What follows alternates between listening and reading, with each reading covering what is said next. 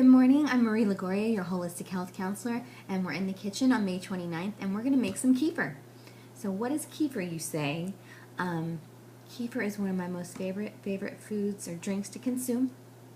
The reason for that is it is a host of wonderful healthy bacteria, which is really good for the entire body.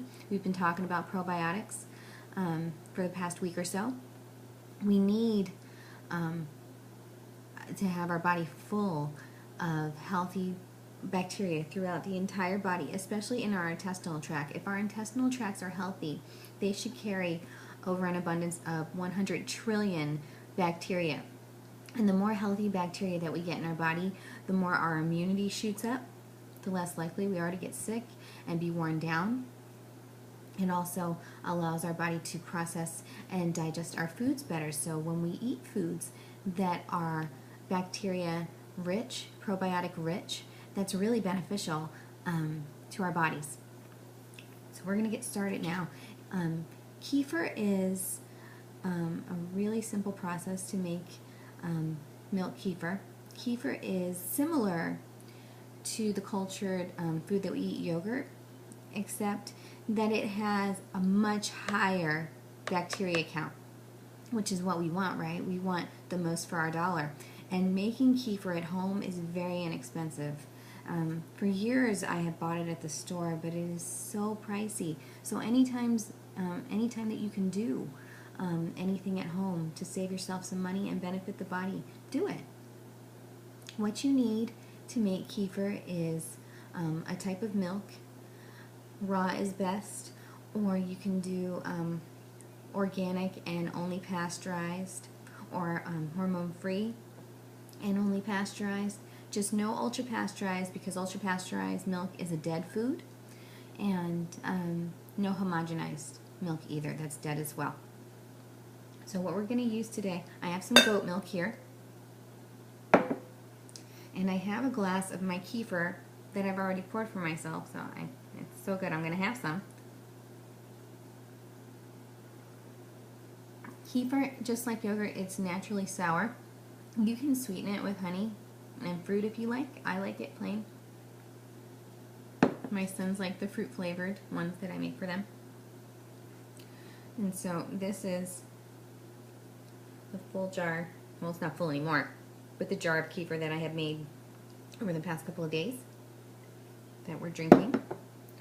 And then this is the kefir that we're going to strain, and I'm going to show you what to do. I'm going to show you how I strain it, and I'm going to show you how to make more. It's a really simple process. So along with the milk, you also need something called kefir grains. And they're actually not grains at all. The reason we call them grains is because that's kind of what they look like.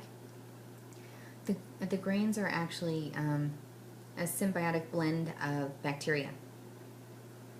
And we're going to put this right here for now, so I can show you what else you need. You use a stainless steel strainer. A mesh plastic strainer is better, but you can use stainless steel. It won't harm the kefir bacteria, the kefir grains. When you're fermenting certain foods, you don't want to use stainless steel, but in this case it's okay. I've got a large glass bowl and a spoon. And then I've got my milk here, because milk is the base of the kefir, and you need to feed the kefir their food, which is the milk. And then the kefir grains, they culture the milk, and that's what makes the kefir beverage.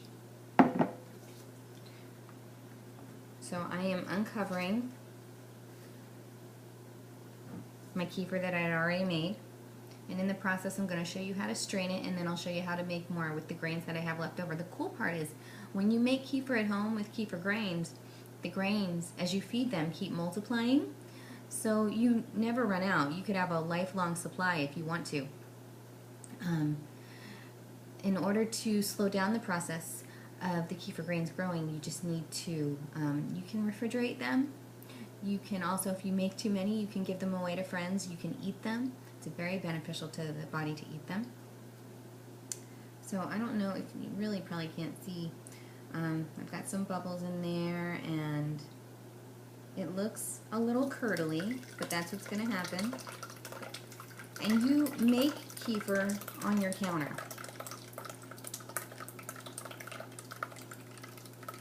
So I'm straining the kefir that I made, and the colander, the mesh strainer here, is catching the grains. And I'm going to use a fresh, clean jar to make the new batch in. Here's my jar. Just like if you watched my kombucha video, you also need to cover the top of the jar with a piece of fabric. You don't want to use a lid. You want airflow to be able to go in and out. But you cover it so that nothing else can get in and bother the kefir while it's being made. You don't want to press down on your kefir grains. You want to just keep them. I'm shaking it just a little bit to filter it out. And you don't need every last bit of kefir or milk off of the grains. The grains are actually kind of delicate, so you want to be gentle with them.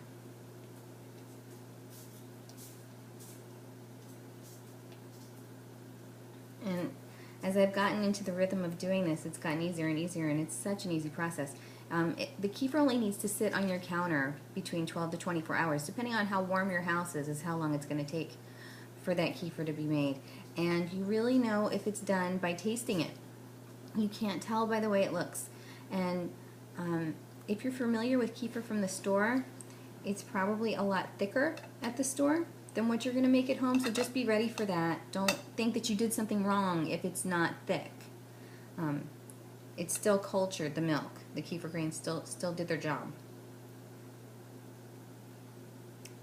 So if you can see how full that is, my grains have grown. I started out with about a tablespoon of grains, and now I have all of these, and they just continue to grow. So this is my kefir here in the jar, and that's all. That's it. So I'm going to put that into a jar and put it in the fridge, because once the kefir is made, you want to keep it cold and drink it over the next couple of days.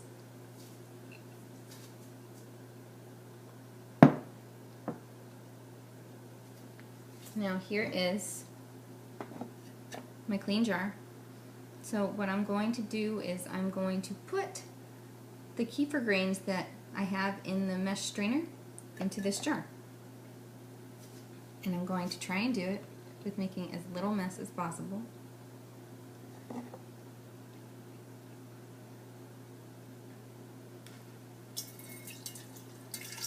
You see I've got some mess going down the jar. It's okay.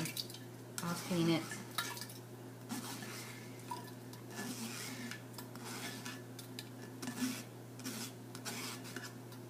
I haven't found an unavoidable way to make a mess with this yet.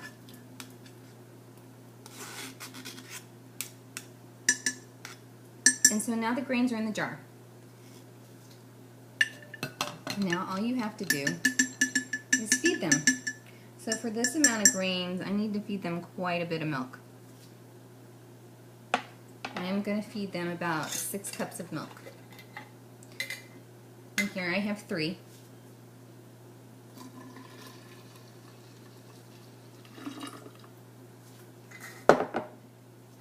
I'm going to measure some more milk.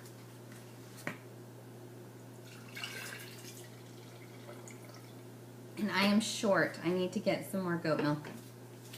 Because right now, that was 3. And this is just over 1. So I will have to get some more out in order to feed them. You go ahead, and I'm going to wipe the side of the jar because it's messy.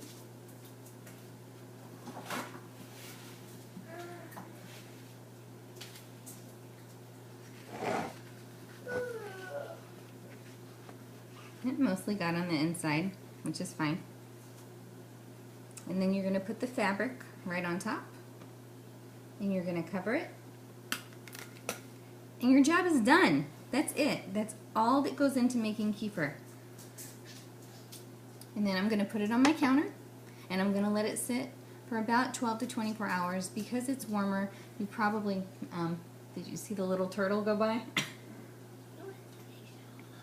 And that's it. Thank you so much for being with me.